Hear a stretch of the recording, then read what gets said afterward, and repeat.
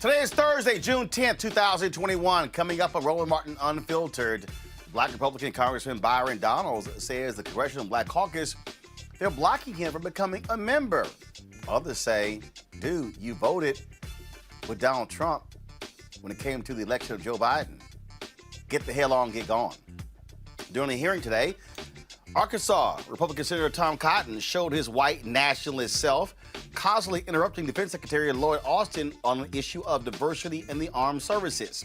A federal judge has tossed one of the discrimination lawsuits black franchisees with McDonald's filed against the corporation. In Minneapolis, a deadly police shooting has no record because there's no body cam video. Really? In Oregon, a statue commemorating an enslaved black member of the 1804 Lewis and Clark expedition defaced by a crazy-ass white woman, and the owner of the Baltimore Ravens donates $4 million to HBCUs. Plus, the High Point, North Carolina principal who serenaded his graduating seniors with the Whitney Houston song, well, written by Dolly Parton, I Will Always Love You. It's time to bring the funk on Roland Martin Unfiltered. Let's go. He's got it. Whatever the biz, he's on it. Whatever it is, he's got the scoop, the fact, the find. And when it breaks, he's right on time and it's rolling. Best believe he's knowing. Putting it down from sports to news to politics. With entertainment just for kicks, he's rolling. It's on go, y'all. It's Roland Martin, yeah. Rolling with Roland now. He's funky, he's fresh, he's real, the best, you know he's Roland Martin now.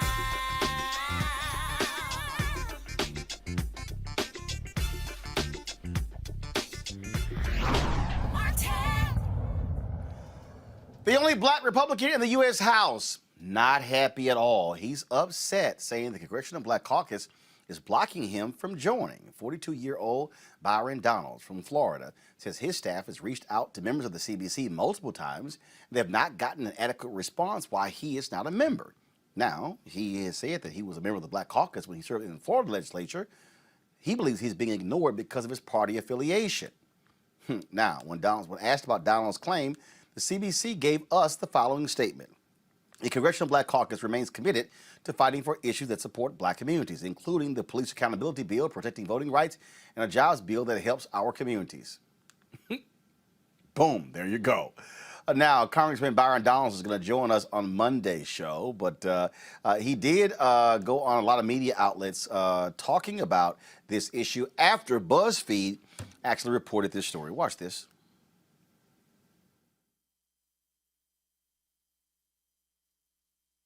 Show that in a second. I just want to go to my panel. Let's go to Dr. Greg Carr, Chair of the Department of Afro-American Studies, Howard University, Reese Colbert, Black Women Views, and also glad to have in the chair, Georgia Fort, independent journalist.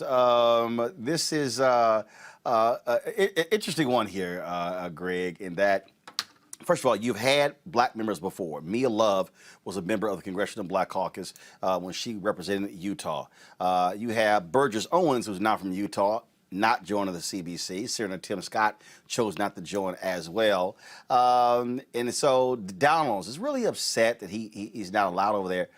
But keep in mind, this is the same guy who voted not to accept the electors, not to accept the results of the election of President Joe Biden. What do you make of his desire to join the Congressional Black Caucus? Should he, or should he be kept out? Well, I'm glad he wants to be in. That's just because of phenotype, how he looks. But that's very different than politics and culture. This is a guy who got on Twitter today and said he applauded that corn-pone governor of Florida for banning critical race theory. He said, we must tell our country's great story of redemption and teach our children patriotism. All that be hate. But a difference of opinion is one thing. But when you vote not to certify a federal election, and of course, he's a native of Crown Heights, Brooklyn, transplant, went to Florida State as undergrad, became a Christian at age 21. And you can see the Christianity threading through his comments. He's in a district that's over 100,000 plus on the side of the Republicans in terms of registered folk. But this guy's not a serious guy. His profile is very stereotypical. Finally, he's joined a few clubs. In fact, I like what Ilhan Omar said. She said that club you created with Burgess Owens, Maria Salazar, and Carlos Jimenez and them, they call themselves the Freedom Force. They're against everything the squad stands for, except the squad didn't name themselves, fool. So, Byron, I'm glad you said it with your chest. Just realize that we all stand together. It's not going to stop you from being a victim of state violence. Go on into that good night, brother, especially when you're giving them the gun to shoot you with. So you just stay safe. We still on the same team in terms of phenotype, but the rest of that noise, take it on back over there to the Super Friends. No, Freedom Force, whatever that is y'all created. Reese, he says that that his viewpoint should be accepted within the Congressional Black Caucus.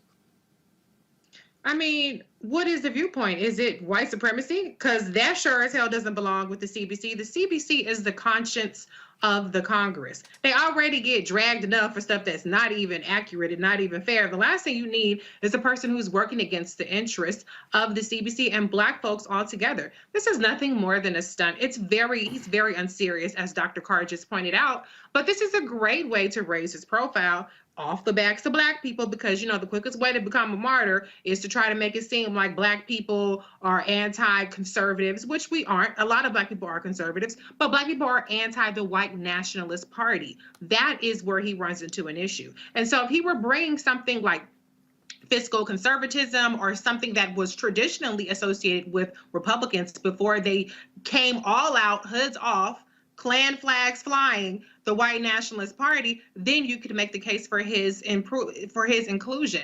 But this is nothing more than a stunt. And if he really did want to be in it, it was probably for nothing more than networking and access to donors and access to clout and to raise his profile. But I'm not buying it. And I think that the CBC is doing the absolute right thing by sticking to their guns on this. Georgia? Yeah, I agree with Reese. I think that he's a day late and a dollar short. If he wanted to be a part of the CBC, he should have said this a long time ago. He should have made it a priority in his career from the beginning. But instead, I think that he has prioritized his party affiliation, and he has been complicit on issues concerning the Black community. I want to know where was his concern about the CBC when Trump was in office and his administration was passing legislation that left Black people out. I want to know where his concern about the CBC was when the Capitol was being stormed. And so I think that it's very convenient. It reminds me of a saying they used to say a lot, growing up, that your Black card would be revoked, for certain things. And, I think that this brother has found himself in a bad situation, not just because of his party affiliation. Let's be clear. It's not just about the fact that he's a Republican. It's about where he stood on issues that concern the Black community. I'm going to ask all three of you this, and Reese, I want to start with you. It's very interesting to watch a lot of folks highly critical of the Congressional Black Caucus. And like I was just seeing one tweet, this guy was like, what has the CBC done? Show me the Black specific laws the CBC has passed. And I keep trying to walk these people through to get them to understand what you can and cannot do. And it's amazing. It's amazing to me. Like I had one guy and another guy yesterday who was going back and forth. He was saying, well, they represent Black districts. And I then told him, I said, have you actually seen the racial makeup of most of the congressional districts? I said, first of all, the average congressional district is 700,000 people. I said, please show me the all Black congressional districts. He couldn't answer any of those questions. And so when you hear folks say that, show me the Black specific bills by the Congressional Black Caucus, how do you respond? What I want to understand is, why is it that they say that as a cudgel against the CBC, but then when they need a cudgel against something like the COVID-19 Anti-Hate Crimes Act, they want to bring up all of the stuff that the CBC does? The George Floyd Justice and Policing Act, that was led by the CBC in both the House and the Congress. Anti-lynching legislation, both of them. The thing that everybody likes to talk about, all the progressives like to talk about, Medicare for All, championed by Representative John Conyers, the HR 40 Commission, reparations. That's the CBC. As I just said, the CBC is the conscience of the Congress, but you need foot soldiers behind the CBC as well.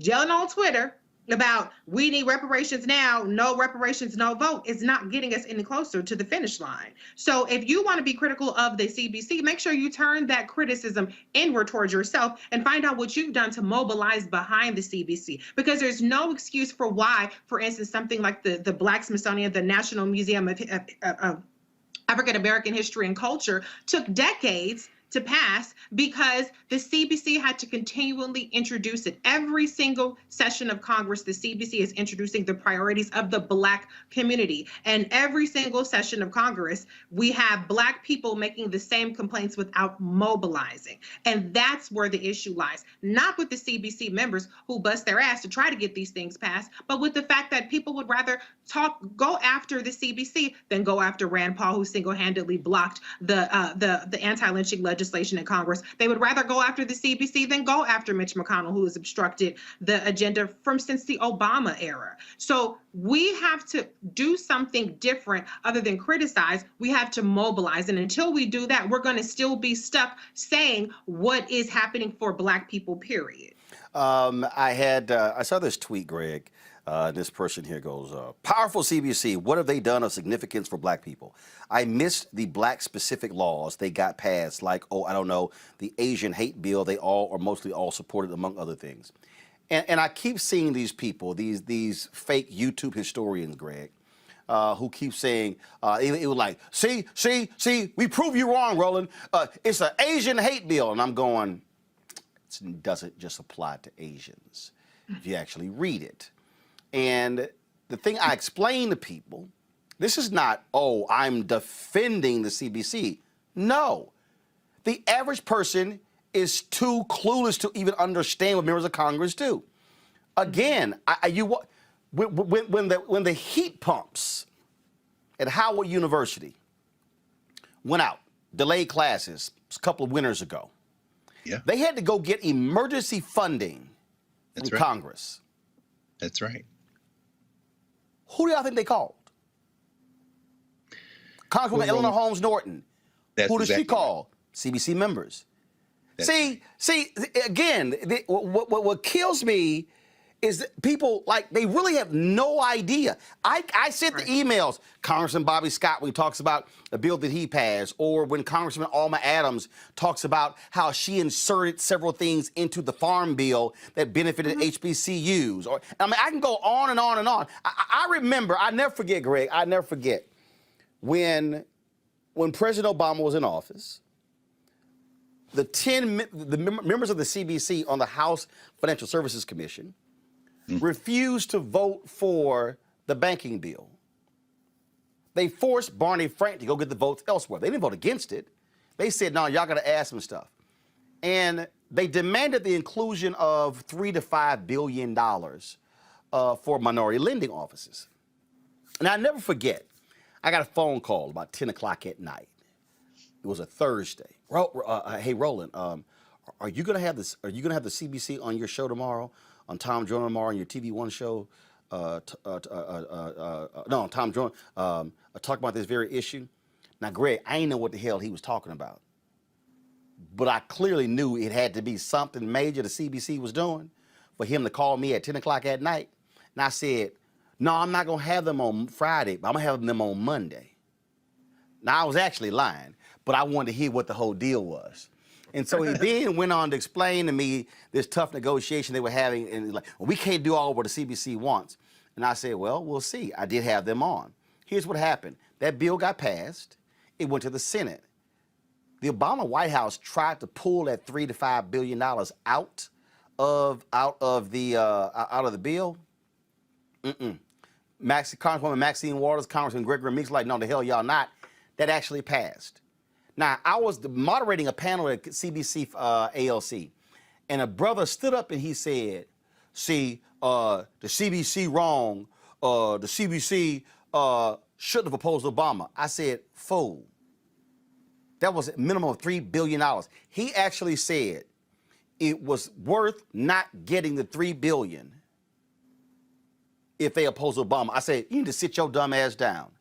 I said, their job is to fight. I remember when they had the jobs tour, and they were highly critical of the administration when it came to that. And Obama was not happy with them at all. Y'all think I'm lying? Go look at the Politico story in January or February 2010 when the CBC had that first meeting with Obama. The article lays out how he was not happy with them because they were pressuring him. But what kills me are these people who keep putting stuff out. They ain't doing nothing. They ain't representing us. I'm like, when your ass got no clue what actually happens with Black Caucus members. You ain't got no clue. Well, Roland, I think you've just anchored where we are, not just as Black people, but as people who live in America. Ignorance is the coin of the realm. Ignorance is how the market operates. And for everyone who is critical of the Congressional Black Caucus, they probably don't know about language inserted in legislation around technology and infrastructure development. You might wonder how broadband access gets expanded. I mean, under poverty reduction and safety net programs or education, how do those Pell Grants get expanded? Under judicial nominations, who's in whose ear to suggest to the president who to nominate? Under immigration reform, you know how many Black people, look at Joe Neguzza, for example, or Yvette Clarke, and ask them about immigration and how those Black people that come from the Caribbean and from Africa. When you start talking about foreign affairs and national security or homeland security, ask Benny Thompson, what it means to be on top of that committee, because the longer you're in Congress, the more you gain seniority. Many of the Congressional Black Caucus members are at the top of committees or leading committees. It's very important to understand. And that's not to say they can't improve. I mean, right. Folk think, when you think Congressional Black Caucus, you got Richie Torres and Delgado out of New York, or Ilhan Omar, or Joe Neguzza, as I said, Continental African, first, second generation, Yvette Clarke from the Caribbean, Stacey Plaskett from Virgin Islands. As far as I'm concerned, Alexandria Ocasio-Cortez needs to be a joint member, because her people from the Bronx, which means the Dominican Republic. We have to think about the work. Finally, H.R. 1, the For the People, Senate Bill 1, the For the People Act, is nearly 900 pages. If you haven't read it, or even part of it, you don't know whose politics and whose staffers went into crafting that legislation. Right here. This is the email. Right here, y'all. This is the email that I got on May 25th. Senator Reverend Warnock and Representative Nakima Williams, introduced bicameral legislation to help people register to vote as they change residences. Okay, so somebody watching might go, well, that ain't no big deal. That ain't no big deal. Okay, I'm just gonna sit here and just, since folks say ain't no big deal, let me sit here and pull this one up, because see, again, I actually see these things. I actually get these actual bills. Congressman, boom, right here, y'all. Representatives Jeffries, Scott, Armstrong, and Bacon introduced bipartisan bill to eliminate sentencing disparity between crack and powder cocaine. This is dated March 9th, 2021. I'm just, y'all, I'm literally reading you, again, for all y'all people out here who keep just running y'all mouth and saying just stupid stuff. I mean, I'm just saying you kind of need to understand what actually goes on, what actually happens. I mean, I can look at. I mean, I get notifications all the time from Frederica Wilson and her office about some of the things that. I mean, here's a perfect example. I'm looking here right here. Representative Wilson introduces bill to reestablish the Advisory Committee on Transportation Equity, dealing with the whole issue of transportation, billions of dollars being spent on roads that impact us as well. Right here, Frederica Wilson leads charge to help retrain millions of workers who lost their jobs to COVID. I'm sorry, y'all, these are receipts. You have to read them, though, Roland. The four-letter word is READ, brother. You out here cussing. I mean, Georgia, again, this is not, look, let me be real clear. I said to the CBC, y'all got to do a better job when it comes to your comms, when it comes to telling your story, when it comes to telling your narrative. But hell, this week, we've had two CBC members on this week, Mondaire Jones and Congressman Jamal Bowen. I had a fool who actually sent me a tweet. I ain't seen the CBC out here talking about this voting deal. I'm like, dumbass. I've literally had two this week. Yeah, I think people are not really paying attention. And so those who would make that claim, who would say, oh, what is the CBC doing for the Black community? I think that question should be posed back on them. What are you doing for the Black Mm, community? And fundamentally, speaking, I think the public, for the most part, doesn't really understand the foundational concepts of how bills are even passed. And so you really have to understand politics also, that the CBC is up against politics. They're politicians. They have to play the game. They have to make nice with maybe people who don't have the Black community's best interest in mind, and they have to get that support one way or another. They're playing the game. And so in order to fully understand what all goes into that, you have to understand the game. And so I would encourage the people who have the audacity to make those types of claims. I would encourage them to research and educate themselves on the political process. The last thing I'll add to that, you mentioned Ilhan Omar, who is in Minnesota, and we saw the moment that Trump went into office, that woman had a target on her back. yeah. Hold up, Ilhan Omar, a member of the CBC. Yeah. A target on her back. And can you imagine what it's like also to not only have to do your job while Black, do your job while everybody's against you, but then do it while you're facing death threats and while the president of the United States is calling you out explicitly on Twitter. You have to also think that the same things that we're faced in our workplaces, it's amplified for our politicians. And so the last thing that we need to be doing is trying to call them out. We need to be, if we feel like they're not doing enough, we need to call them and ask them how we can support them in doing more. And let me be real clear. Again, I'm sorry. Wow. Congressman David Scott votes to pass enhanced consumer protections from predatory debt collections. Yeah. But Georgia made a very important point, Roland. I mean, if you don't have the numbers, you can't pass the legislation. And so, Mondaire Jones might not have the numbers to get the For the People Act passed, but Joe Manchin gonna have to fight him. Because these young cats that come, he done called Joe Manchin everything but a child of God. He done questioned his whole human existence. In other words, he's doing what he can do until we, to George's point, do our part. You got to get to the ballot box. And and I misspoke a minute ago. Ocasio-Cortez, people from Puerto Rico, not Dominican. But like Malcolm X said, you get mad when you want me to call you Negro, you want me to call you Black. So it's okay for me to call you Negro in Spanish, but not English. Black people who speak Spanish, who got Black blood in them, y'all don't get mad, because if her name was Chelsea Jones from New York, wouldn't nobody be saying she was white because she speaks Spanish. You should probably go look at the history of Puerto Rico I'm just going to give one more. Representatives Beatty Williams introduced new diversity data disclosure bill. Congresswoman Joyce Beatty, chairwoman of the Congressional Black Caucus, also chaired the House Financial Services Committee on Diversity and Inclusion, and Congresswoman Nakima Williams.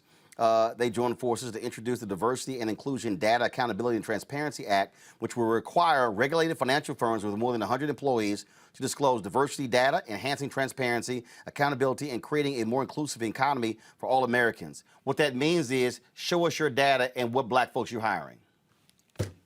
Now, but see, Reese, but the food watching, no. But it needs to be Black specific. Y'all, Reese, go ahead. First of all, the Supreme Court has done away with that. And when it comes to federal appropriations or anything federal, you can forget about this big pot of gold with a leprechaun at the end of it, a black little leprechaun that says money for Black people and only Black people. Okay? Forget about it. That's not now, let's be real clear. There are federal grants that are targeted to communities, but which means that, yes, like for instance, people are like, they had $50 million that were going to agents for domestic violence. Yes, and there are federal grants that are specific to different groups. But the point is, when you're passing a bill, you can't pass a bill, this is for Latinos only bill. Asians Exactly. only, black only. And for all y'all folks who go ahead, just go ahead. Yeah, I mean, listen, there are ways that money is targeted and directed towards black communities, black people, black organizations, et cetera, et cetera. It's absurd for people to think that there's no way that black people and only black people get money. Okay, so here's the thing. Dr. Carr said it best. Read is a dirty word right now. We've gone from the point to where it's not even just that people only read a caption or people only read 280 characters. People only read one damn sentence. People only read a headline.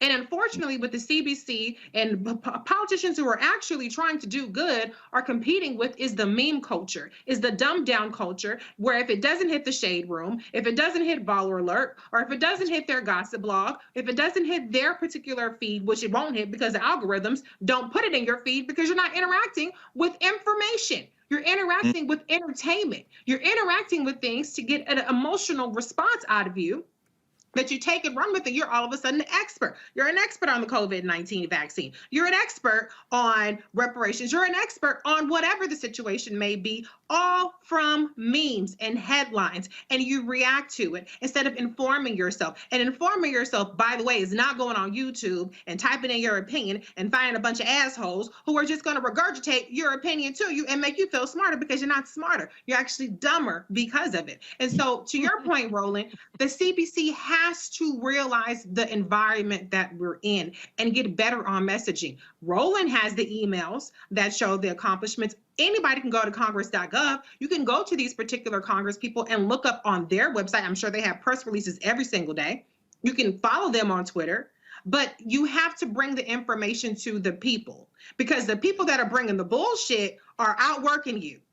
They're getting to the people before you get to them. The people who have the anti-vaccine information, all the disinformation, they're getting to the people and you're not. And that's the problem. And it actually harms us all. But like I said, I just want to be clear. If people talk about the COVID Anti-Hate Crimes Act, there is $0 specifically appropriated in that act. I read through the bill on congress.gov. I just saw a tweet the other day from the Secretary of Interior that had millions of dollars in black organizations, for whether it's for museums, whether it's for different organizations, millions of dollars. There's more money in that tweet for black people than what was in the hate crime bill for anybody. But the problem is that tweet that I saw is not hitting your timeline.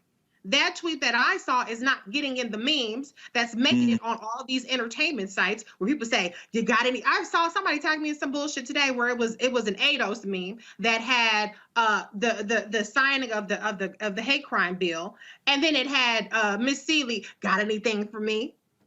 This is how stupid we're becoming as a people, where we can't even process anything that's not in a meme anymore. We can't seek the information out and speak from a position of strength and authority rather than a position of being fake mad about everything. Because if you were really that mad about it, you would inform yourself about what's being done so that you can ask these people to step it up in the ways that things aren't being done. But you aren't doing that. You're just reacting to memes, and I'm really, really sick of it. But the CBC has to get better. And I asked Congressman Joyce Beatty about this. What are you guys going to do to compete with this meme culture? And they still are not there yet. And I hope Same here, Reese. Same here. Particularly for somebody like Congresswoman Underwood, who is exceptional, who had a very, very tight race in 2020. I need them to get their messaging together so that we can continue to grow the ranks of the CBC and black people who are going to be the conscience of the Congress. I've been saying the same thing. In fact, when you talk about these stuck on stupid people, I got a stuck on stupid fool named Carrie Ivory on YouTube. They always introducing shit, but nothing passes. Really, Carrie? Pull this up, please. This is called Text of Bills for the week of June 14th, 2021. Right here. Every single week. So here's the question, Carrie. Are you even aware of this website? Are you aware? And I'm just going to type. I'll make it real easy for you, Carrie. This is what I typed in. Bills passed this week by the U.S. House. Boom. What's the first one that came up? Bills this week. Docs.house.gov. How about this here? The number 2, action on legislation. at congress.gov. Let's click that. Look at this here. These are all the actions taken by Congress. May, April, March, February, January. Totals by session, Carrie. And see, this is for the people who don't understand how Congress works. Let me blow this up for you right here so you can get it. In the first session, 4,000. You know what? Let me just zoom in some more, okay, for the folk who let me just zoom in a little bit more because I really want people at home to see this. 4,344 bills and resolutions were introduced in the House. 205 were passed. 2,285 were introduced in the Senate. 183 were passed. Folks, what you don't understand, you gotta get 218 votes to get something passed.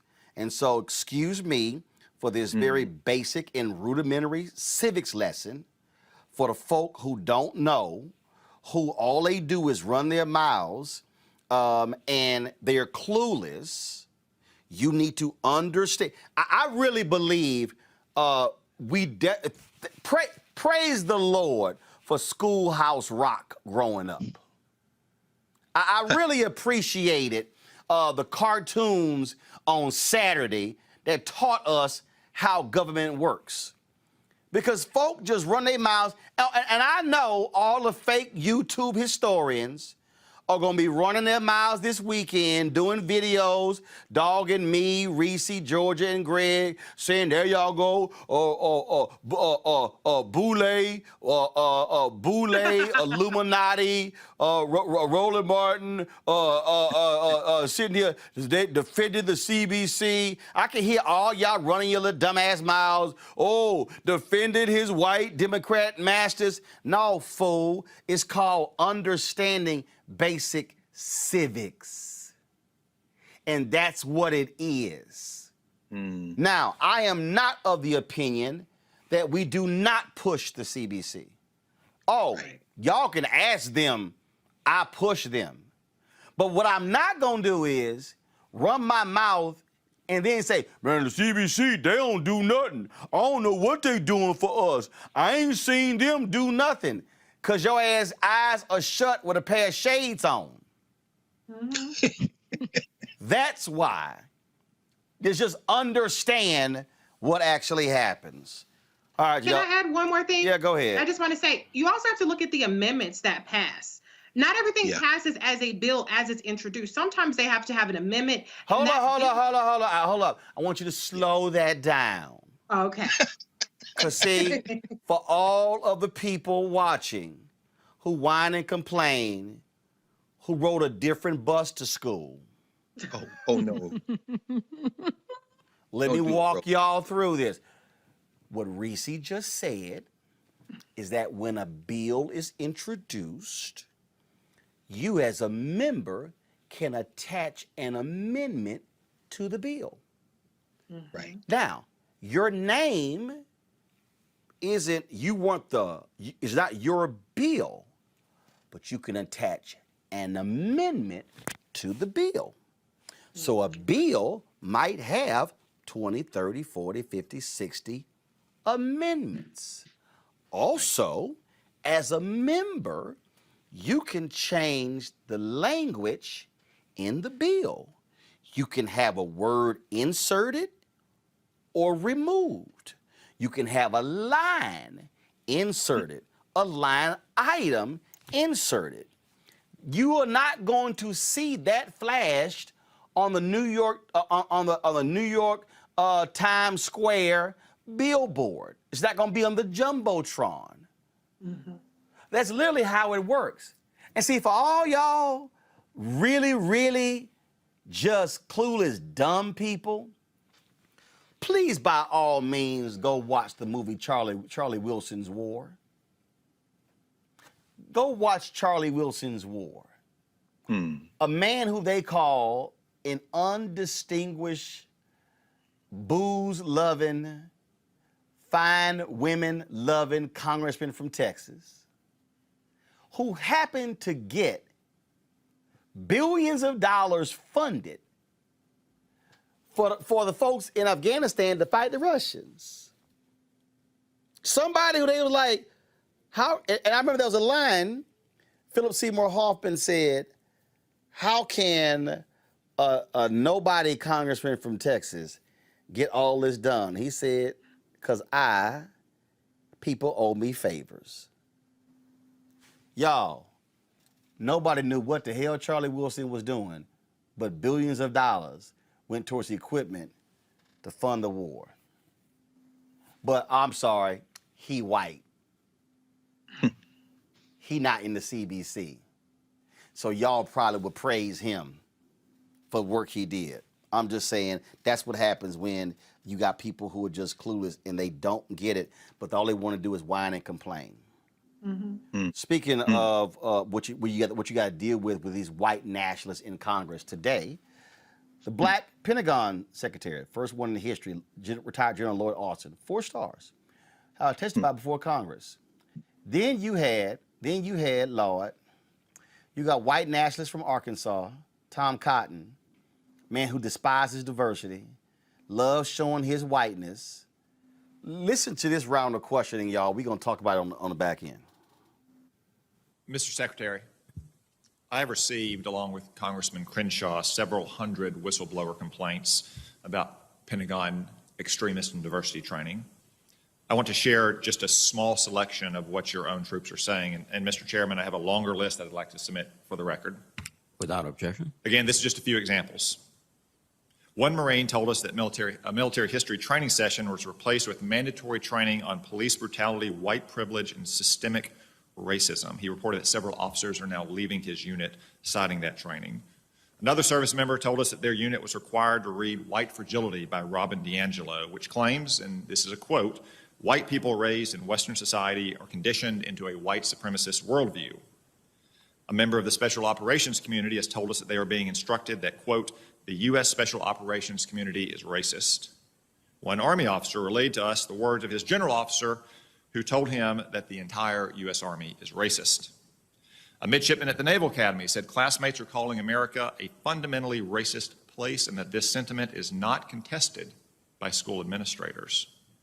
An airman told us their unit was forced into a racist exercise called a privilege walk, where members of the wing were ordered to separate themselves by race and gender in order to stratify people based on their perceived privilege.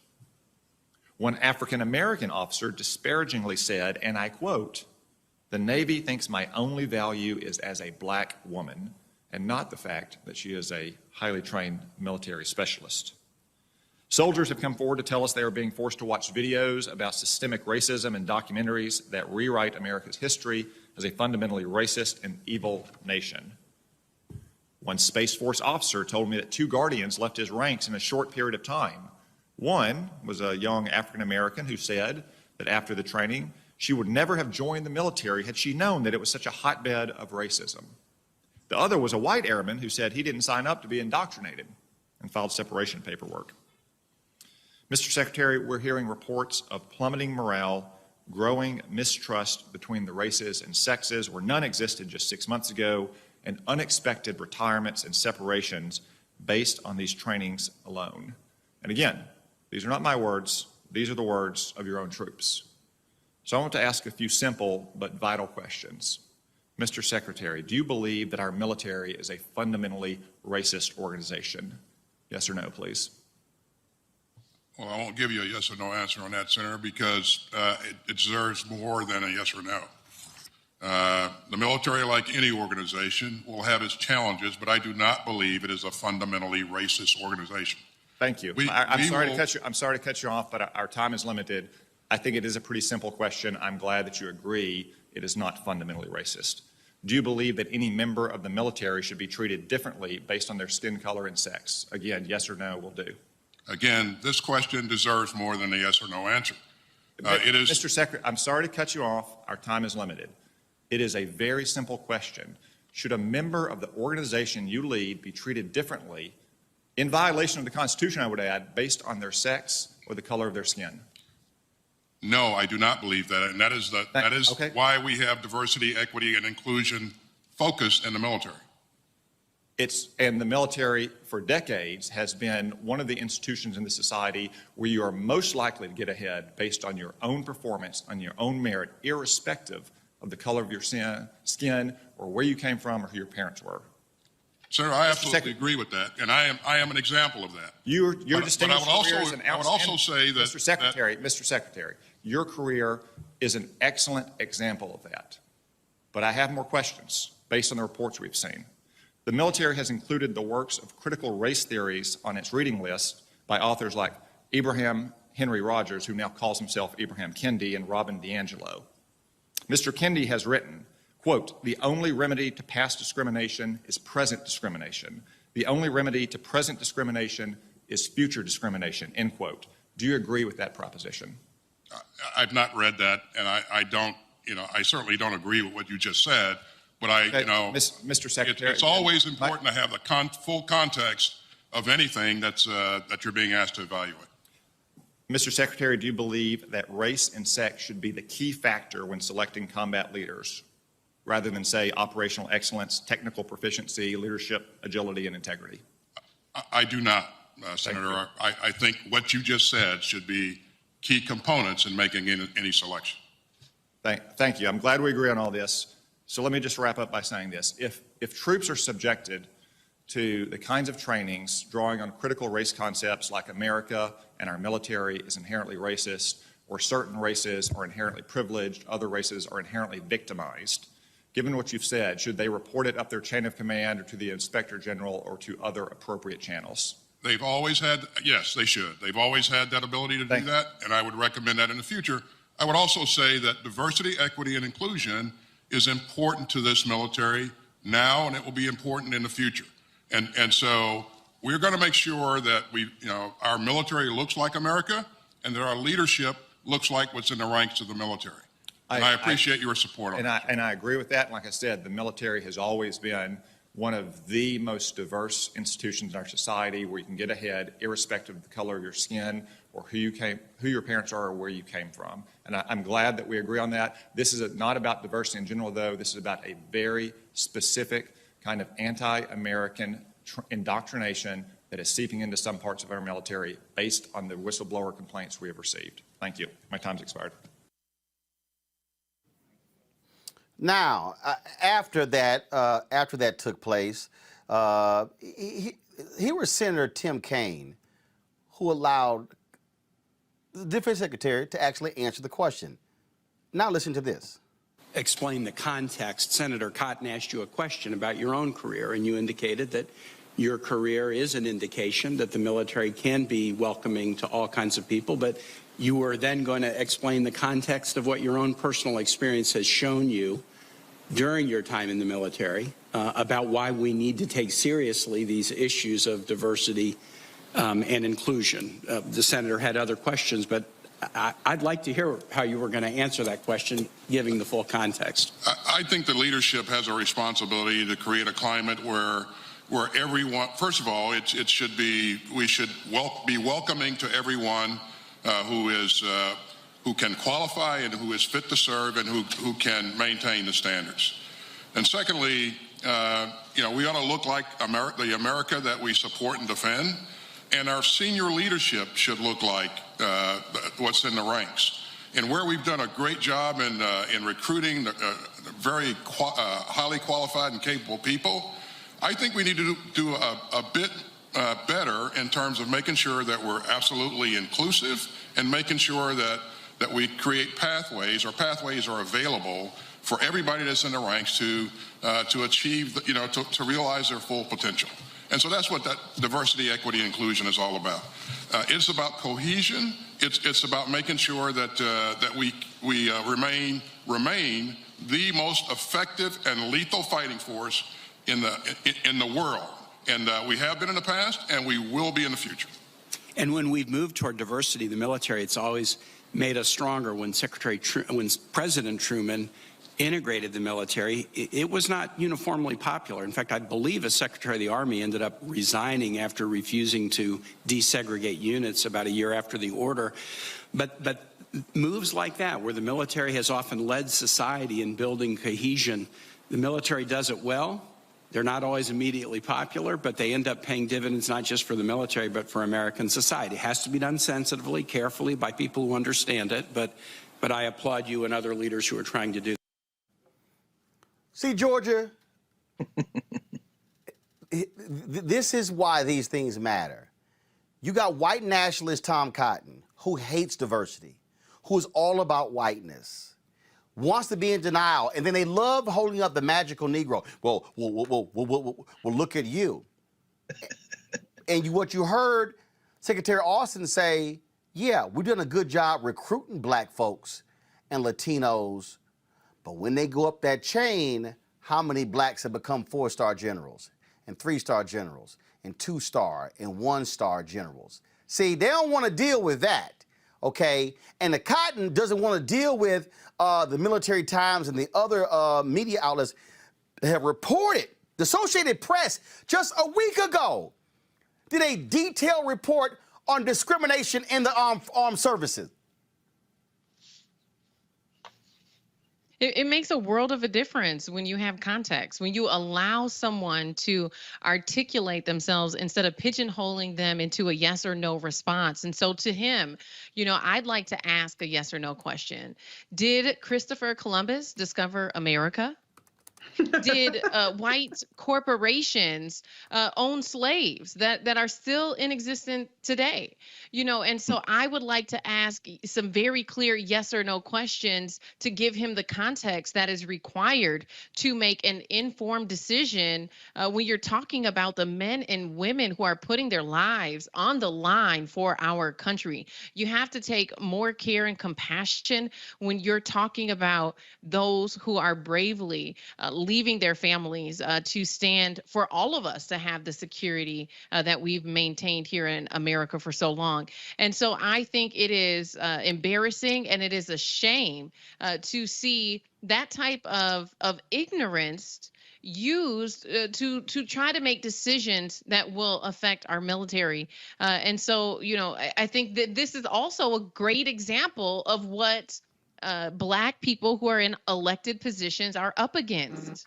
They're up against this rhetoric. They're up against the white supremacy. And think about how rude and disrespectful, yes or no, yes or no. And think now, if the response would have been anger or talking over, then now all of a sudden you're an angry Black man, you're an angry Black woman, and so I think that this was a great example, Roland, to point to, and even to add to the conversation we were having before about the CBC. This is what our elected officials of color are up against when they're in there, they're on the floor, and they're advocating for things that would make our society, our nation, more equitable. I guess, Reese, Cotton didn't come across this story. Dated May 27th, 2021. Deep-rooted racism, discrimination permeate U.S. military. That's why they got to take those damn classes. Because, see, I bet you of those so-called 700 whistleblowers, most of them are white boys who do not like having to be confronted with their bigotry and with this Black Pentagon chief saying, we throwing you extremists out of the U.S. Armed Services. Exactly. I mean, Tom Cotton was detailing that deep-seated racism. If learning about the actual history, not this they call it what, anti-American history? That's American history. If it's not pretty, that's because American history is not pretty. If that's enough to make you withdraw from the army, you didn't have no damn business being there in the first place. But it's really interesting how when white people like Tom Cotton, white nationalists like Tom Cotton talk about irrespective of race or gender, they're full of shit, because most of the white people got there as a result of race and gender. Okay, so their whole default when he's prodding Secretary Austin to talk about irrespective of race, irrespective of gender, what he's saying is those positions should go to white people. That's what he's saying. He's saying that when they go to black people, it's because of their race or it's because of their gender.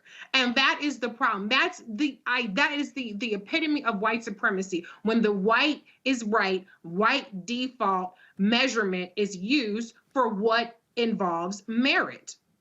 There is deep-seated racism within the military. Secretary Austin is the first Black Secretary of Defense, and we know how diverse the Army is. And so, why is it taking this long to get a Black person who is the head, the Secretary of Defense of this country? And I love that whole deal, Reese. He was like, "Well, of all the U.S. military has been, an opportunity to get a fair shot."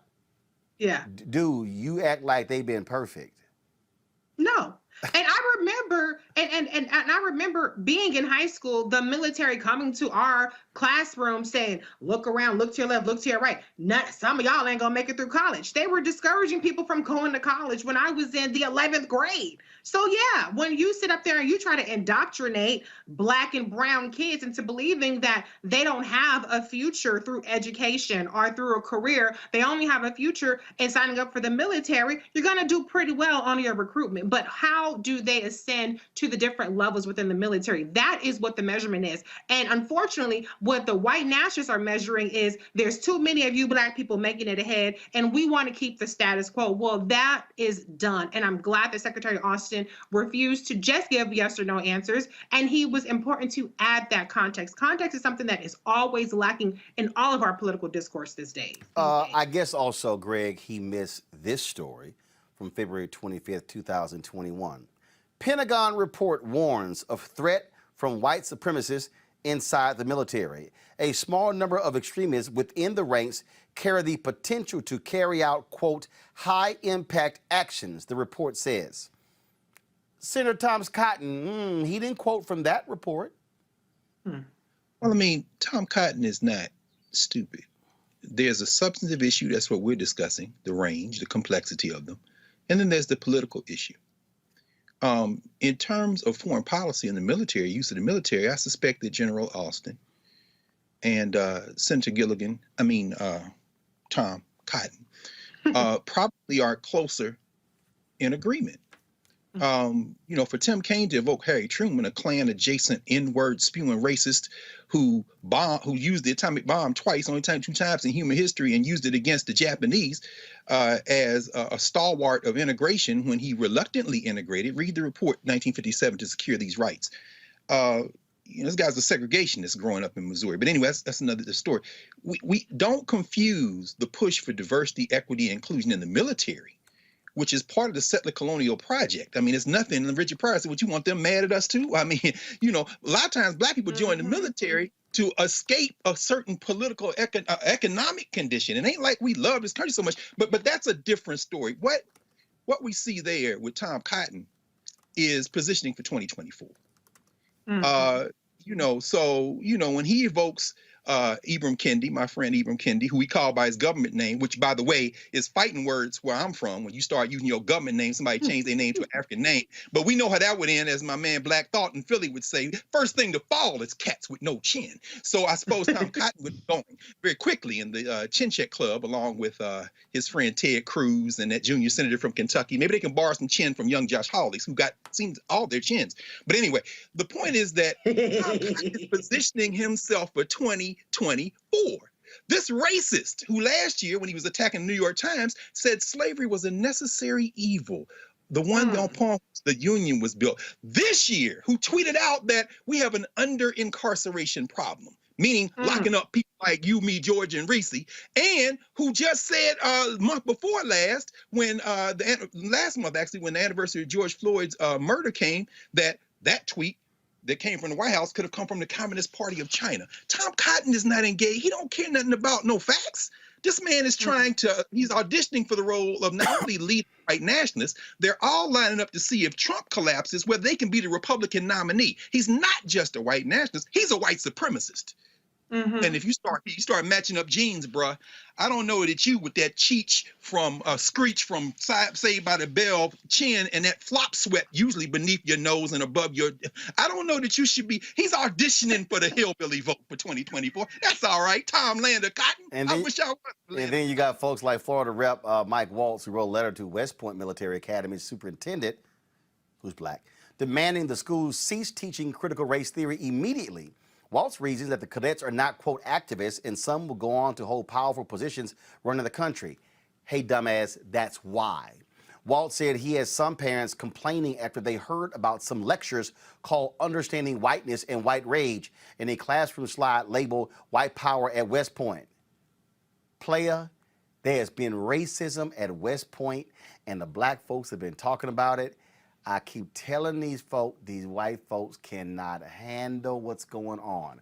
Going to a break, we come back. Hakeem Jeffries even questions the FBI director about using the phrase violent white terrorist. Also, McDonald's wins around in court with black franchisees who sued them. We'll break all of that down next, right here on Roland Martin Unfiltered. When you study the music, you get black history by default. And so no other craft could carry as many words as rap music. I try to intertwine that and make that create whatever I'm supposed to send out to the universe. A rapper, for the longest period of time has gone through phases. I love the word. I hate what it's become, and to this generation, the way they visualize it. Its narrative kind of like has gotten away and spun away from, I guess, the ascension of black people.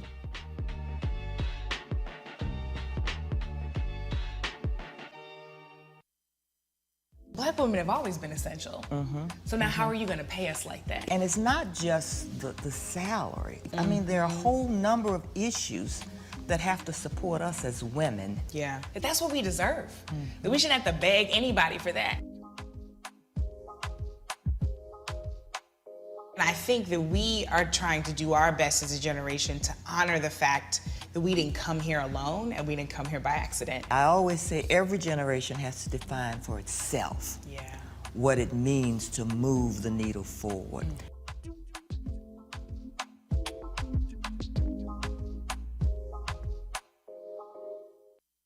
Black TV does matter, dang it.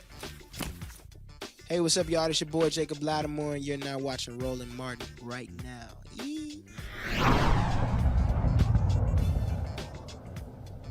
Folks, again, what we're dealing with in this country, white supremacy in so many different areas, but the nation doesn't really want to deal with those issues. Congressman Hakeem Jeffries had an opportunity to ask FBI Director Christopher Wray specifically about this issue with these violent white domestic terrorists. Watch this.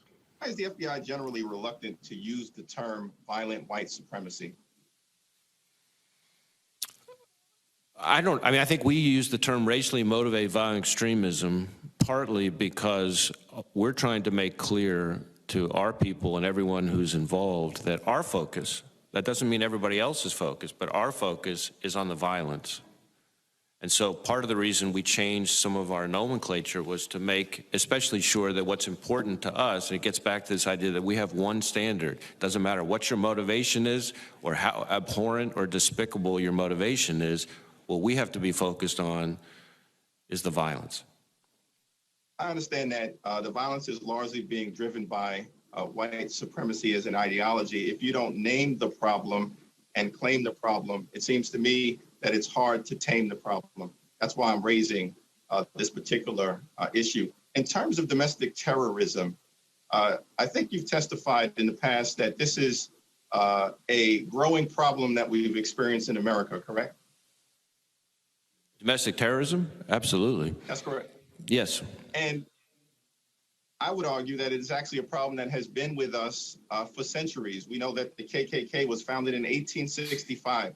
That's a terrorist organization. We know that the lynchings that took place in the 1800s and the 1900s were acts of domestic terror. The murder, the brutal killing of Emmett Till in 1955, that was an act of domestic terror.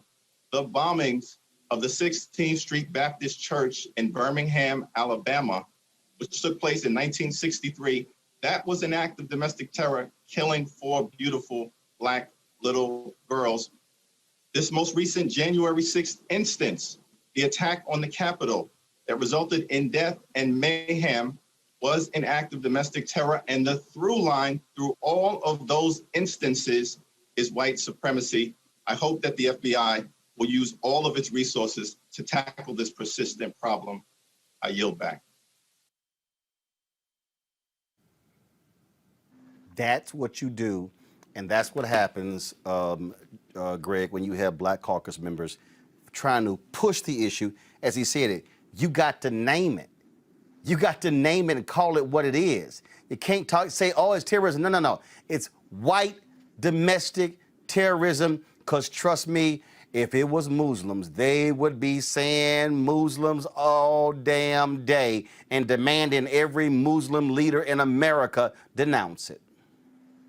Well, if they choose to stay in electoral politics and the demographics keep changing, I look forward to the day when Senator Turner or Senator Bush out of Missouri, or I guess they could do it on the House side now, pushed it a little farther than our friend and brother Hakeem Jeffries to remind us that state terror looks like the Federal Bureau of Investigation, which began with the racial conditions persecution of Marcus Garvey and attempts to destroy A. Philip Randolph and everybody else, and continued right on up through the counterintelligence program. But I know he's got to get right up to that line because Hakeem also has presidential aspirations. That having been said, the challenge we have is the same challenge as a through line, to talk about through lines. It's a through line between the FBI and the domestic area, the CIA internationally, and the military globally, which is white nationalism is not an outlying thing that's invading these institutions. It is the core of the way they were constructed. Now, I will agree with Senator Tom Land of Cotton on that regard when he attacks the 1619 Project by saying slavery was a necessary evil. That's how white nationalism views us. Our whole job is to try to fit into a structure, and when you've got outliers, that's when they will say, oh, well, maybe we should talk about these people. This is the bad apple theory. It's not a bad apple. It's a bad tree. Now, I don't know how we root it out.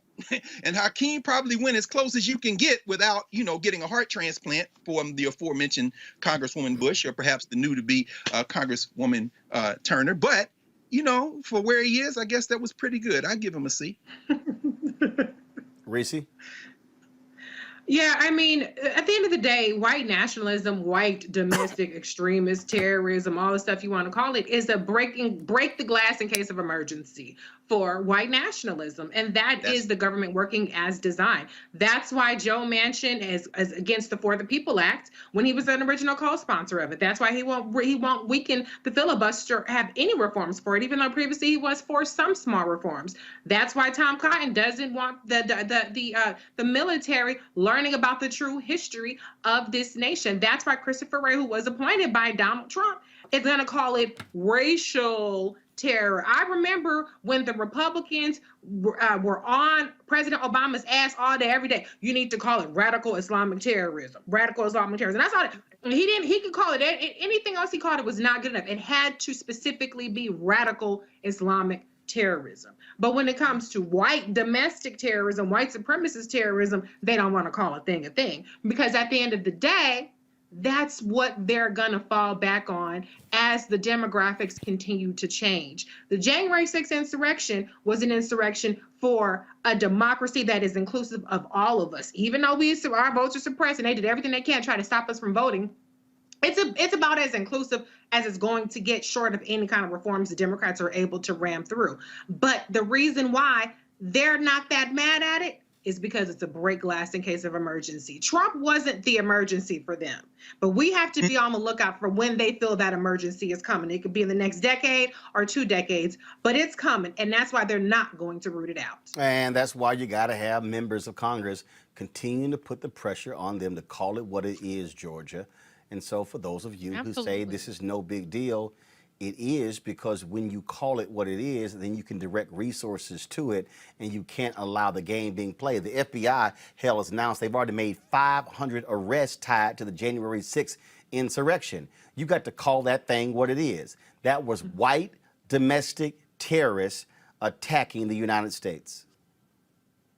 Absolutely, Roland. And every decade, I feel like the language, it morphs into something different. And so what used to be KKK is now what? Make America Great Again, or now Save America, white supremacy, white nationalism, whatever you want to call it. It's fundamentally the same thing. It's fueled by the same principles and the same values. And you could say the same thing about the other side. When you look back at the civil rights era, affirmative action, and different components that were pushed back then to really combat and resist white nationalism, right? And so now, yeah, we have diversity, equity, inclusion. At every decade, every turn, we have new iterations, but fundamentally, it's the same principles. And so I believe that we are at a turning point in our nation where people who believe in white privilege, people who believe in white supremacy, whose identity is founded on that, whose political campaign was powered and funded by others who have those same fundamental beliefs, they are threatened. And most of them, we're seeing them act out in fear that when Black and other minority groups get a seat at the table, when we really start calling these things what they are, when we really get to the root of it and we're able to root it out, what are they left with? What are they left with in 20 years when the tables turn and the quote unquote minorities of this nation are the majority? What are they left with? Because they won't have white privilege. They won't have supremacy. They won't be above on any level in any industry. And so I think that what we're seeing is them really try to, fight against the tables turning. And there's really, in the next few years, nothing much that they can do about it. Absolutely. Folks, let's go to Virginia, where the governor, Ralph Northam, teamed up with Meek Mill to sign House Bill 2038. This deals with the issue of reform. And this is what he said in a news conference about this bill. Check this out. We have taken important steps forward to reform our criminal justice system. We've raised the felony larceny threshold and ended the practice of suspending people's driver's license for unpaid fines and fees or for non-driving related offenses. We have ended the use of the death penalty here in Virginia, and in just a few weeks, marijuana possession for adults will no longer be illegal in our Commonwealth. We have done these things because our criminal justice system has been inequitable for far too long. Too many crimes bring lengthy sentences that outweigh the severity of the offense. And that has resulted in far too many people, particularly too many people of color, in our prisons and jails. While none of these policies will end the problems of mass incarceration on their own, every step forward matters. And the step we're celebrating today is indeed a very important one. Too many people are in prison not because of the original crime they committed, but because once they were out on probation, they did something that caused the court to revoke their probation and send them back to prison. According to a 2019 report from the Council of State Governments, a quarter of state prison admissions nationwide are for technical violations of probation or parole. Now let's go to Michigan, folks, where a 6-year-old boy is recovering at home after being threatened with a sledgehammer and then shot as he retrieved his bike from his neighbor's front yard. Watch this.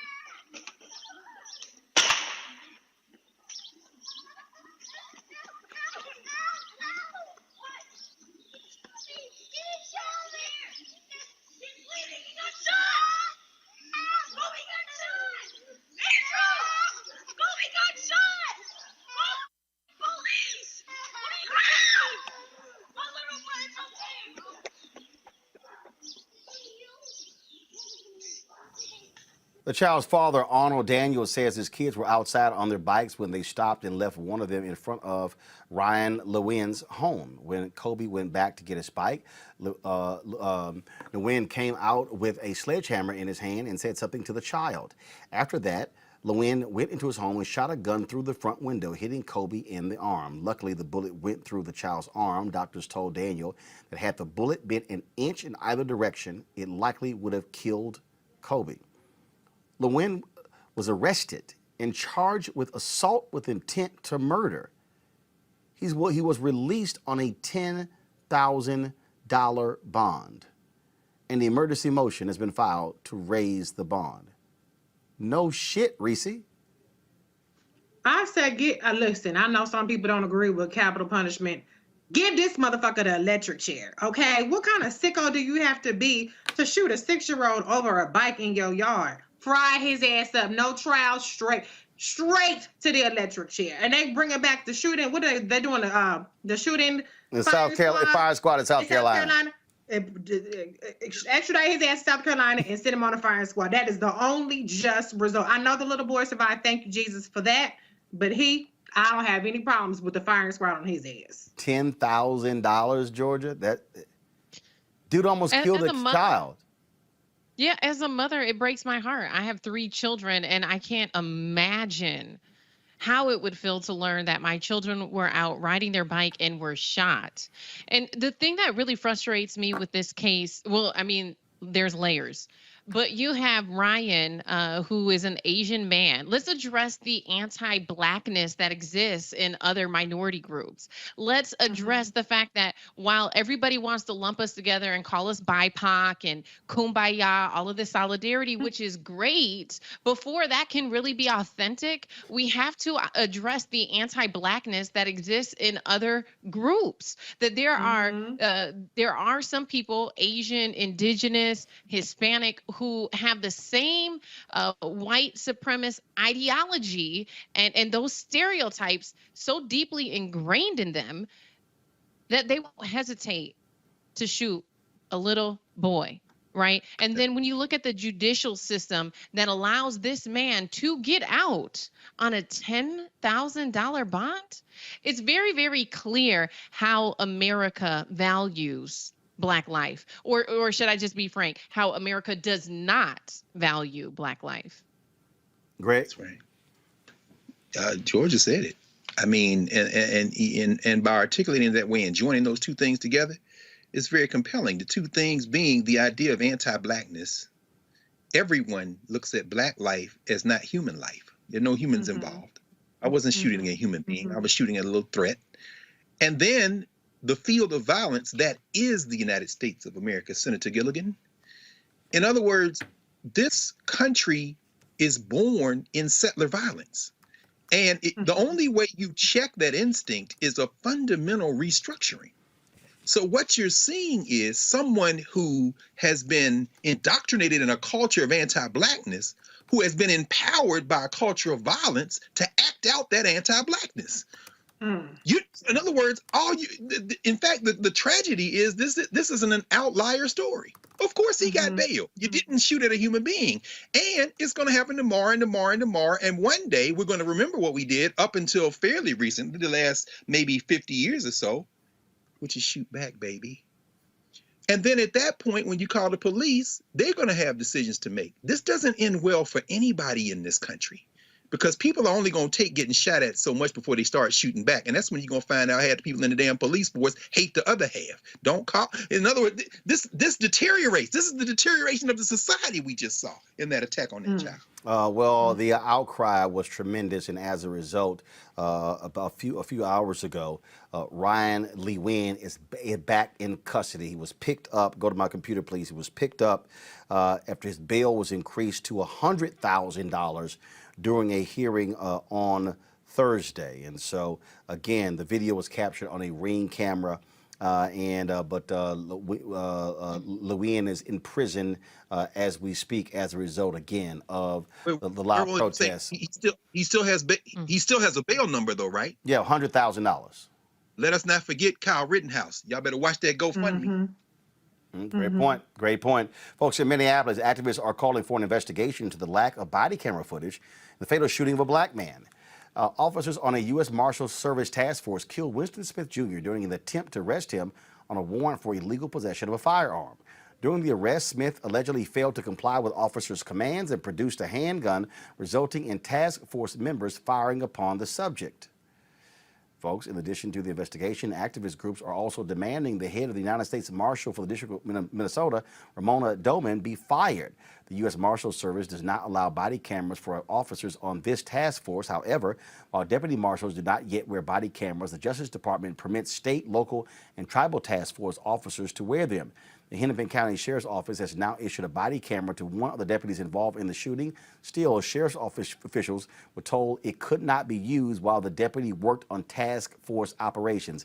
That's stupid to me. I'm sorry. Georgia, I keep saying to people over and over and over again, every law enforcement agency in America should be required to wear body cameras. I don't give a damn if your ass is a cop for the metro, for the school district, whether it's county, state, federal, task force, every single, you got a gun, you're going to apprehend somebody, there should be a body camera on every single one of those officers. That's right, Roland. And I'm in Minneapolis. And so, when you look at this, it's 2021. It is recommended practices for transparency and accountability that officers are wearing their body cameras. And so to learn that U.S. Marshals, which are simply just officers who have been on the job for about 5 years, who are deputized to work on this task force, right, that they're allowed then to not wear their body cameras. And so we've seen since this happened, 3 different counties withdraw their deputies from serving on the task force. We have not heard any statement from Ramona Doman. In fact, the activists and community leaders who have been organizing on police accountability even well before George Floyd went to Ramona's house. She had been escorted about maybe 20 minutes before by different feds. They came, they got her from her home, and it was a small group of people asking her for transparency, asking her to answer questions, asking her to address the public about what happened to Winston Smith, who was a father of 3 and a comedian. Now, the one thing I will say, right before the show started, I was at a press conference right at the intersection where that parking ramp is, where he was killed. And the attorneys for the only witness made a statement today. They said that their client was in the car when Winston Smith was fatally shot, and she did not see a gun. She did not see Winston Smith, who they said had a gun. On top of that, what has made this case very, very complex, and I think part of the reason why we're not seeing this specific killing in national headlines as much as we did George Floyd and Daunte Wright, is because the Star Tribune, which is a credible one of the legacy outlets here, they made a statement saying in their initial article about this killing that Winston Smith was a murder suspect. And that narrative is so damaging. Obviously, people were in their homes, and even people in the Black community were wondering if Winston Smith was the man who was accused of killing babies in North Minneapolis. We've had 3 children shot, 2 of them killed by senseless gun violence. So a lot of people, when they heard that initial report, were like, well, maybe the cops are actually doing their jobs this time. But in fact, it was a lie. It was a lie that now white people in Minnesota they have that in their mind. They're like, oh, the murder suspect, but he was not a murder suspect. And let's just say worst case scenario, he was. Well, what happened to Dylan Roof, who indeed was a murder suspect, who indeed had just killed 9 people? Why is it that a white man who goes into a church while people are praying, how is it that he can be escorted out alive? But here, in the case of Winston Smith, you're saying he's a murder suspect, so he can't be apprehended. But so this case, on so many different levels, you know, I think it really deserves more attention than it's been getting. And I think that people really need to examine the way that the U.S. Marshals operate, because they're not operating under the same guidelines as local police departments and the county sheriff's offices. And so we need to take that same level of accountability and transparency that we have demanded from our local police departments and apply that on a federal level, and ask ourselves why Ramona Doman, who was appointed by Trump, is still in her position. Absolutely. A great analysis there. Folks, you know what time it is.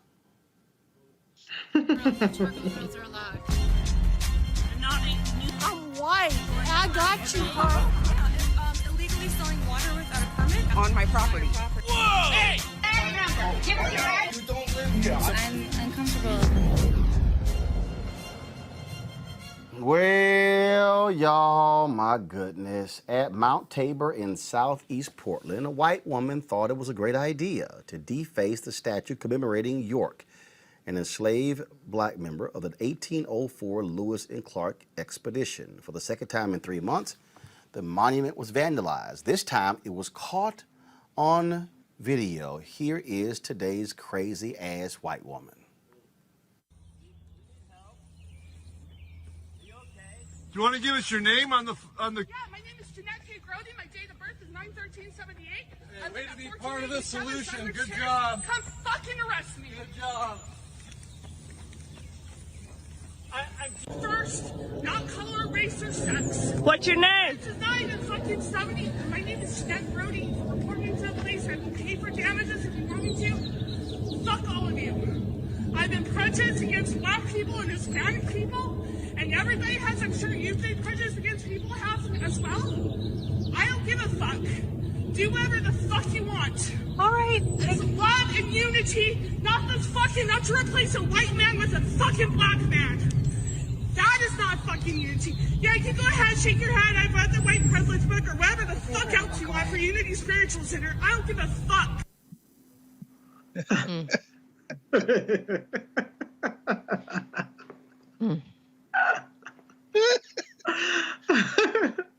Which one of y'all want to go ahead and comment? Go ahead. Hey, I'm just glad York getting some shine. The only time I've been to Portland, I asked them, take me to the campus of Lewis and Clark College so I can see the statue of York. There's a statue in Louisville. There's one in St. Louis. There's a couple on the campus of the University of Portland. York didn't just accompany William Clark and Rogers Lewis. He was enslaved by William Clark. And as my man Frank X. Walker, who's at the University of Kentucky, has wrote a whole epic poem about him. And there's only a couple of books about him. One's called In Search of York. York was the cat they were sending out in front of them.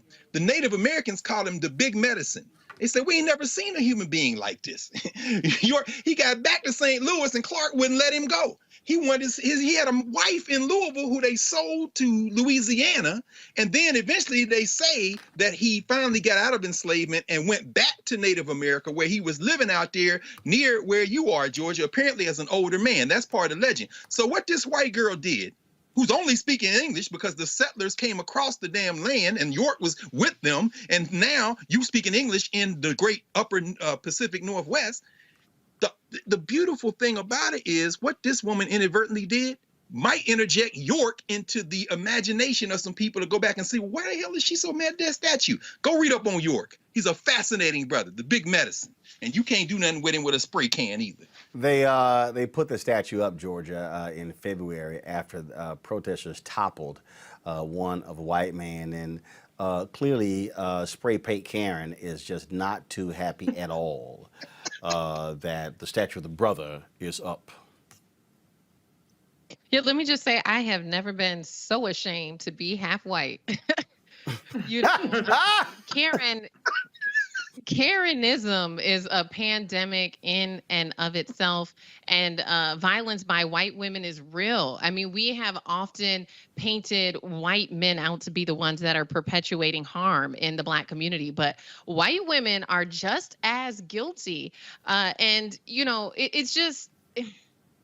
For people to try and present themselves to be so educated and, you know, so correct and that they should be model citizens, you know, it has been a relief, actually, in some ways, to see their true colors captured on camera. And it's absolutely hilarious. But on the other hand, it's absolutely terrifying to know that we can be out in community and be approached by women who have this much anger. And we have seen that same character. We saw that character accuse a young Black man of stealing her cell phone. We've seen that same Karen call the cops on a Black bird watcher, you know, and so it's like we continuously see this character reveal itself in every city, in every state. There is a Karen, and yeah, I'll just say frankly though, I do feel bad for the Karens out there who are good women, because that lady right there, she's giving Karens a bad rep. Reese, I'm surprised we have not gotten her name, but I can't wait till her ass get fired. Well, she said, I dare you to arrest me, bitches. I am white. I am upset. I'm going to deface this property. It is my right as a white woman who's upset. What were them symbols about though? What's the gender symbols got to do with anything? Go ahead and put the Nazi sign on there, girl. Just lean into it. That's what you are. You are white supremacists. Go ahead and own it, girl.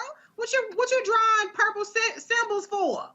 What's that supposed to mean? Yeah, I thought initially I thought she was celebrating Prince. I didn't know what the hell the purple was about. That was just You don't know what the hell she was doing.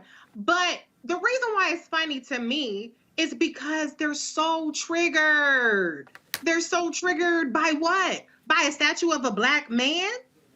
Oh, you know, they put a statue of a Black man, God rest his soul, who is a slave. That's what we get. Right. We get slave statues. We get slave movies. And like they put, you know, somebody up there who's doing something that's a threat to white people. What is she that mad about? But she gave him her name and date of birth. He might have been trying to steal your identity, girl. He might have agreed with what you're talking about, but he said, let me go ahead and get this crazy white lady's identity, open up a little account, and go on ahead and get my life. I mean, she's very dumb, very triggered, very upset for no reason. I guess we can add Black slave statues to the list of white people not enjoying that, or long weekends, or cookies. The list is just growing and growing and growing. I'm going to need y'all to get it together, because that's why your life expectancy is going down as a race. Because you're too upset about little shit. You're too upset. Get it together, girl. But go ahead and relocate her. And hey, all y'all out there who could do something with her name and date of birth, go ahead and do something. I'm going to save my next crazy ass white person for after my next interview. There are always some video. And Black folk, we do stuff a little different, y'all. We got a little bit more flavor. We put that Tony Chachere's Creole seasoning on it. We don't have struggle chicken. So in North Carolina, some students were graduating, and the principal of the school, he decided to go showtime at the Apollo at the graduation. Check out Principal Marcus Gauze of T. Wingate Andrews High School.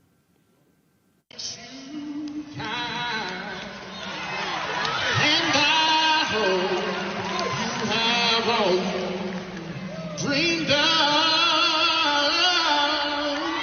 and I wish you joy and happiness.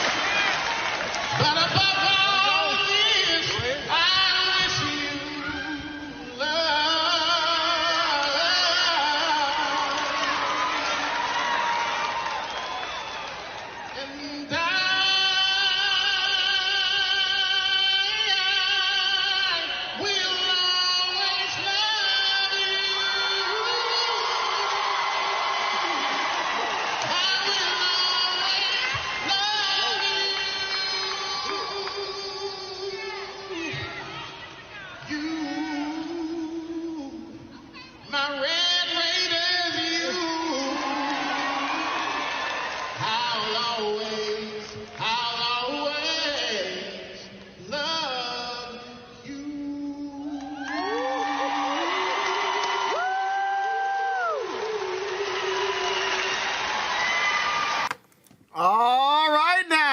Principal Gauze joins us right now. Doc, how you doing?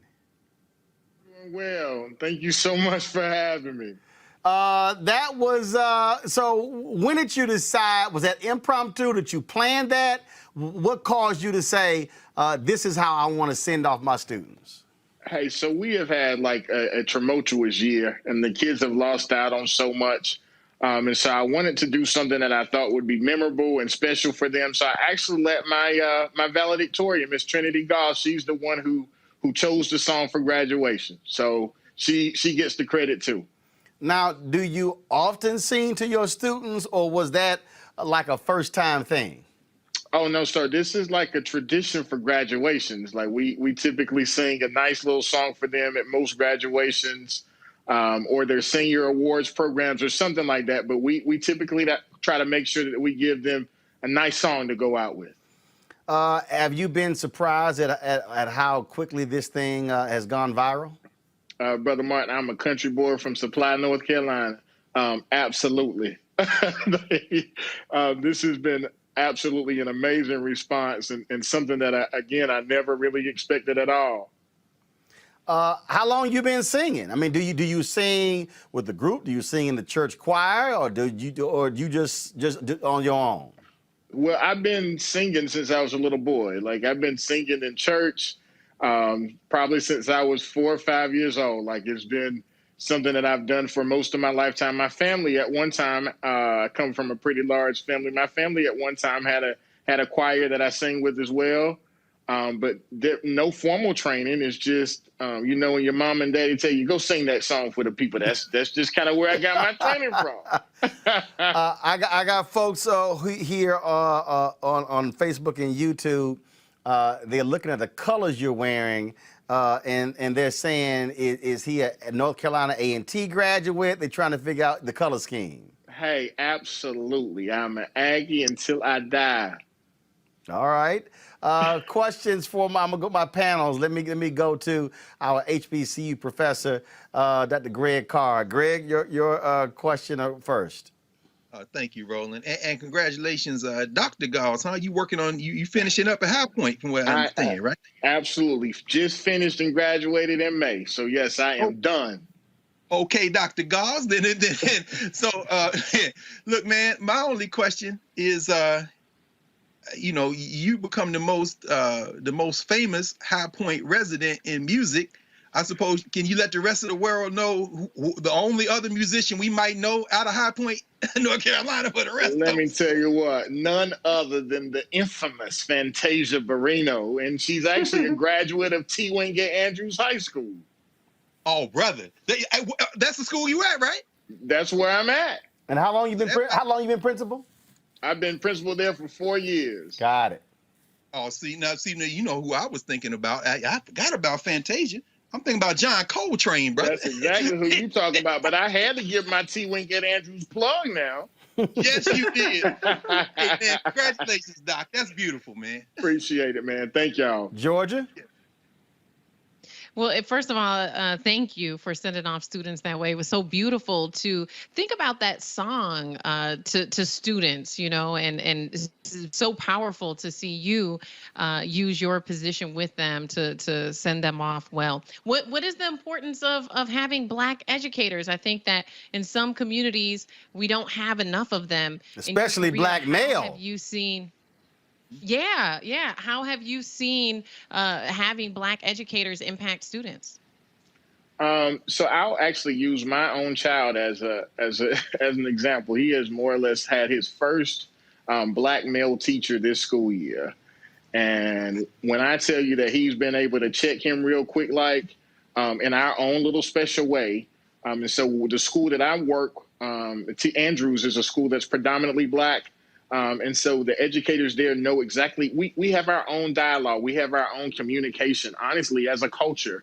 And I think that it's important for them to be able to see us in other positions. And there's nothing wrong with people earning a living as custodians and classified employees. But I think it sends a very powerful message when they have Black educators and teachers and administrators that are leading their schools. And so I stand behind that because I think that that's something that will be impactful for them forever. It allows them to be themselves. Reese. Dr. Gauze, I love that you're showing that educators and principals can be multifaceted. They don't have to be pigeonholed into these super serious roles. My question for you is, and we won't probably know this person, but is there another educator in your school, I think you said it was a tradition, right, that you think could give you a run for your money in a viral clip in terms of their singing voice, or you like to duet with? And then you also said that the student chose the song for you. Is there another song that maybe if you got an encore, you would do that song? Well, I will tell you, I'll answer your first one. There are a couple of really talented individuals that can probably sing me under the bus that work in my building. And so, yes, I'm definitely going to give them their shout outs. Like, I don't want any. I don't want any problems. But there were a couple of other songs that we considered. One of them was Love, and just simply what the world needs now was love, sweet love. And that song was one of the ones that we thought about. And then the other one was John Legend's rendition of Bridge Over Troubled Water. So I went back and forth with these songs, but again, the only way we decided was just to let our valedictorian pick the song. And I would probably do Bridge Over Troubled Water, or What the World Needs Now is Love, Sweet Love. Well, since you picked one of the three, look, you're going to have to sing one of them two right now. So like your parents said, go on up there and sing that song, boy. So, I got you. So since you're going to sit here and say it was one of those two and you going to pick one, I ain't even going to get to the other crazy-ass white people story. We're going to end the show on this. I'm going to run that tomorrow. So you're going to take us out with the song. Go on ahead. I got you. What the world needs now, it's love, sweet love. It's the only thing that there's just too little love. What the world needs now, it's love, sweet love. It's the only thing that there's just too little love. All right then. You know, Greg. I think Doc could make the alpha choral. Hey, man, that's that Aggie pride. He didn't let them down, boy. That was all right. Falsetto, man. He ain't miss a note, boy.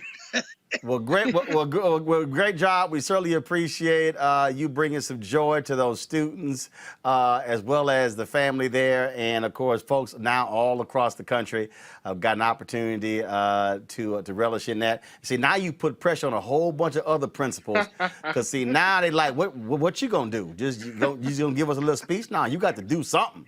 Oh, I've been getting those calls. Like, bro, what you doing? You setting the bar too high. Well, look, the bar needs to be set. We appreciate the work that you do.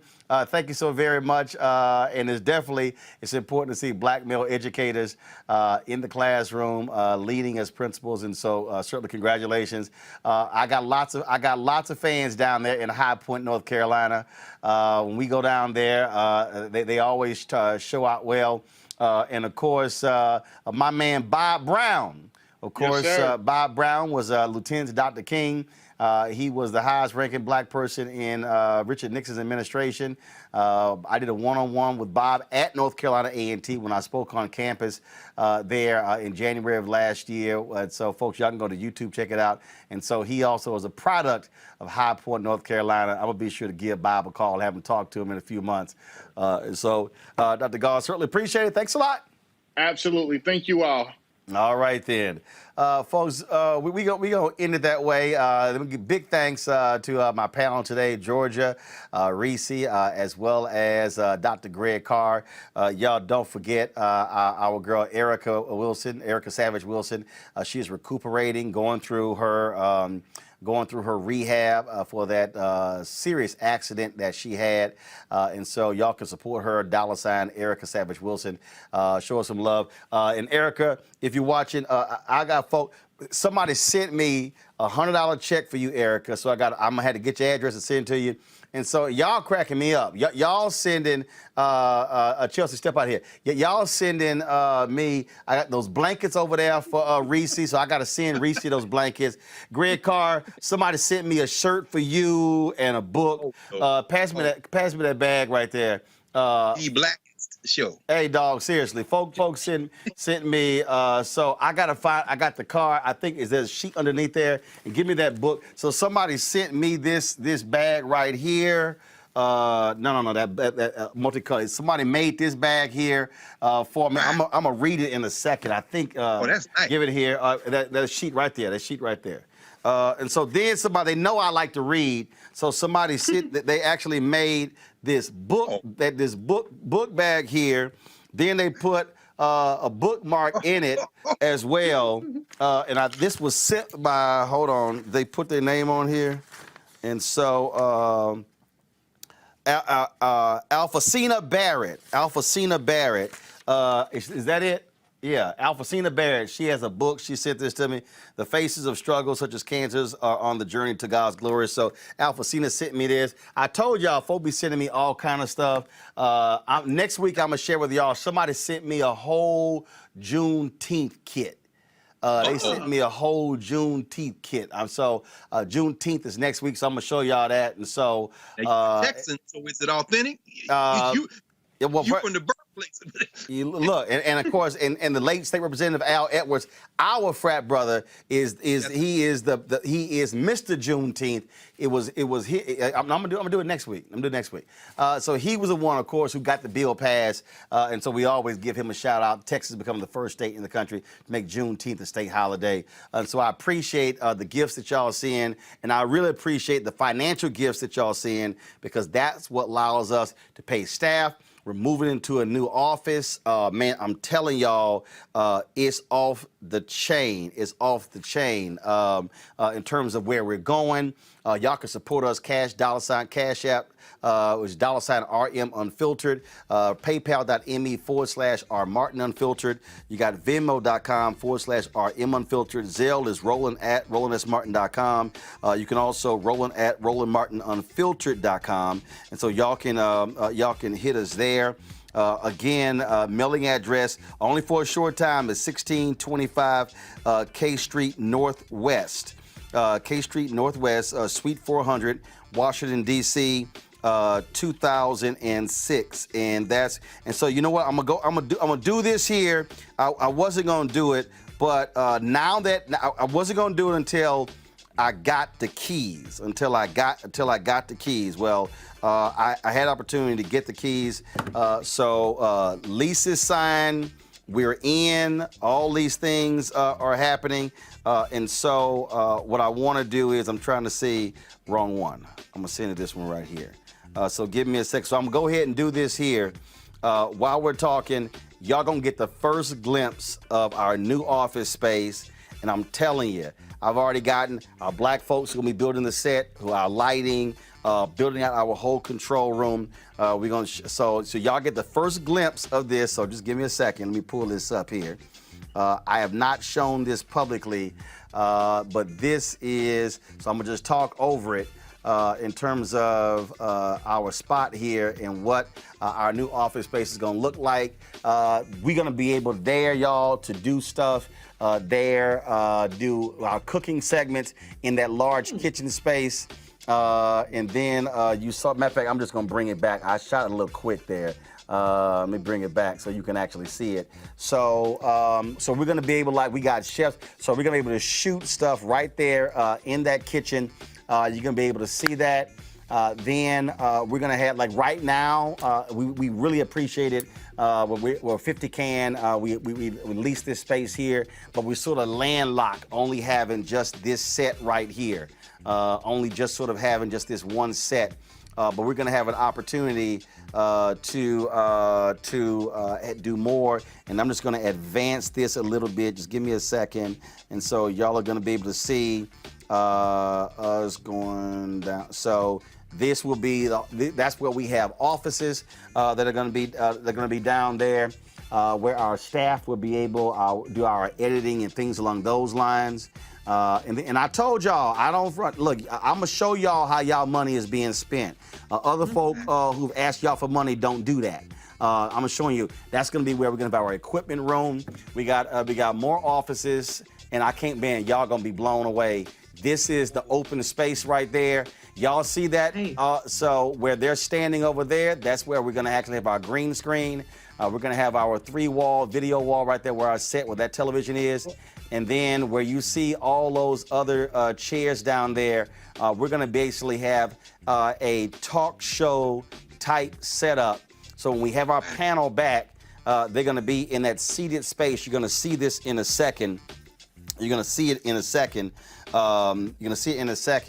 Those are more offices. And again, we're right on Black Lives Matter Plaza. That's gonna be, that furniture's moved out. We're gonna have new furniture. That's gonna be our talk show set. We're gonna have anywhere from 7 to 8 people who are in there. We're gonna have, then where you see in that far left-hand corner, we're gonna have our green screen over there as well. And then of course, in that big conference room is gonna be our production facility. And so, trust me, we're having a whole walls. You see, I'm talking right now how I want a wall set to be built. So that's being built by our black set builder. On that wall, y'all gonna see, we're gonna have black art. I'm gonna have a piece from Dr. King, Harry Belafonte. I'm trying to get this Nina Simone piece. We're gonna have other pieces on there as well. Our control room is gonna be in that room as well. So we will be live from our new location July 5th. July 5th.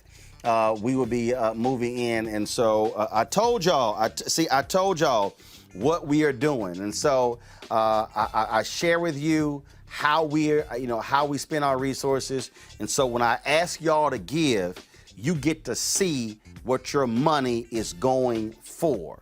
And so we're gonna have 4 different set looks in one place. We're gonna have that where that video wall is. We're gonna actually have add 2 85-inch televisions to have a video wall there. That's where the set is gonna go. We're gonna be able to have the middle of the room. Not only that, the spacing in there will accommodate, and trust me, I will be doing it. We can put probably 50 chairs in there to actually have a live audience. Wow. That's what we are doing, folks. And so we want y'all to support us, what we do. That's why we're asking if we get 20,000 of our fans to give $50 each over the course of a year, that's $1 million. Our OTT channels, y'all, are being built. They will be launching next month. I told y'all that was $156,000. Those OTT, so we're gonna be on Apple TV, Roku, Samsung TV, Xbox. We're gonna be on all of those, Amazon Fire. We're gonna be on all of those platforms next month. Your money went to support that as well. And so I just want y'all to understand what we're doing, how we're building this out. And so the OTT channel is one thing, the office space. But I got another announcement. I'm not gonna tell you today though. But it's gonna blow. What? I'm telling you, y'all are going. I'm just letting y'all know it's gonna blow y'all away. I'm just letting y'all know it's gonna blow y'all away. I'm just letting y'all know. Y'all gonna be like, damn, I know he didn't. The anticipation. Y'all gonna be like, I know he didn't. That's why, I need everybody to understand, that's why I don't sweat haters. How about that? Because the Bible said he will prepare a table in the presence of thy enemies. Haters, go on back, Henry. Haters, look at that. Haters, all y'all who said we were gonna fail, that's what we move into at the end of the month. I just want y'all. Congratulations, brother. Congratulations, brother. People don't have a way of judging that if they haven't compared. When we would come down to do News One Now with you, you were in the same studio where Morning Joe, all the MSNBC, and we were landlocked. We had one set. We couldn't move. We couldn't stand up. Right. We had no flexibility. And so I'm gonna be able to have 4 different set looks in that one space. And I'm just gonna give y'all one more. It's gonna blow y'all away. It's gonna blow y'all. Let me leave it right there. So I'm gonna give you this because y'all, I visualize this. So you see the set piece we have here? Here, take a shot of the set piece. So y'all see this Leroy Campbell art that's down here on the set. Y'all see my man Leroy Campbell put this on canvas, and you see the art piece down here. So you see those rich, vibrant colors. This is gonna stay with us. If y'all see the desk, y'all don't worry about it. We literally are packing. Okay, you see all those rich colors. Now go back to the video, Henry. When we go live, all of those glass offices are gonna be lit with different colored LED lights. And so when we go live, you're gonna have all of that color as a backdrop when we are having that shot. So again, and yes, and somebody said black art for the win. Yes, all throughout that space, you see those two pillars right there? There will be black artists, their work on those pillars. And so all throughout the space, so just like with Bill Cosby, when you watch the Cosby Show and how he integrated black art into the show, it's exactly what will be happening with our new offices, Roland Martin Unfiltered. So I just want to give y'all that sneak peek. Nobody else, I have not posted on social media. I have not posted anywhere. Y'all just got the first look of what our new office space is going to be. I can't wait for us to move in. So please support us with your dollars. If you can't give 50 less, that's fine. We appreciate even $1. I told y'all one brother was watching. He didn't like YouTube was buffering. He sent us $5,000 that day. And so I appreciate his $5,000 the same way I appreciate that $1. And that's why we're not going to do a subscription fee, because we want to have this show accessible to everybody. That's why your donations are important, so I don't have to do a $4.99 subscription fee in order to pay for the show. I want to make it open and accessible to everybody. And so again, Cash App, $RM Unfiltered, PayPal.me/R Martin Venmo.com is /RM Unfiltered, Zelle is Roland@RolandSMartin.com, Roland@RolandMartinUnfiltered.com. If you're on YouTube and Facebook, please hit the like button. That's important because that allows us to rise in the algorithm and more people to be recommended. So please do that. Share our videos. Folks, that's it. And also, today is actually the actual 54th anniversary of my parents, June 10th. And so Reginald Melda, I had them on the show Friday, but I want to give them a shout out. Love them dearly. And so happy anniversary. We don't see that many folk doing 50ths. And so we always got to celebrate that. And so, folks, I appreciate it. Reese, you going to say something? Yeah, I just wanted to send my love from all of us to Amisha Cross. You know, she's been filling in for Erica. She took the day off today because she's mourning the anniversary of her brother's death. And so, you know, she's here. She's done such an amazing job filling in for Erica. So I just wanted her to know Erica's our family. She's our family as well. And our heart and our love goes to you today. All right. Appreciate that. Appreciate that. Folks, I will see y'all tomorrow right here on Roland Martin Unfiltered. Y'all know this is the blackest show. Y'all know that. Y'all know ain't them other black targeted networks and them other y'all ain't. If y'all want the real deal, Unfiltered, right here. I'll see y'all tomorrow.